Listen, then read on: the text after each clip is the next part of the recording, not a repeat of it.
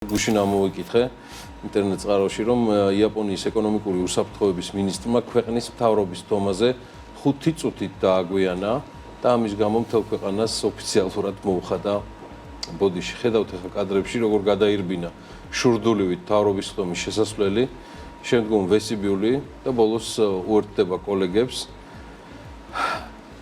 რა მოხდა? მოხდა ის, რომ ტრასაზე მომხდარი ავტოსაგზაო შემთხვევის გამო მოხდა შეფერხება, რომელმაც ფაქტიურად გააჩერა მოძრაობა მაგისტრალზე.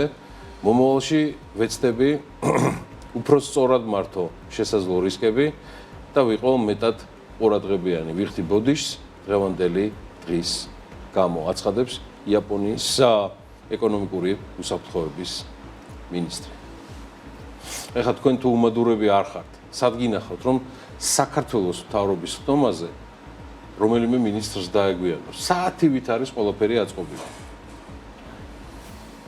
საბოდიშოც შესაბამისად არაფერია. თვალი დაუდგეს ევროპას. ევროპას კი არა, ბოდიში მომითხოვია.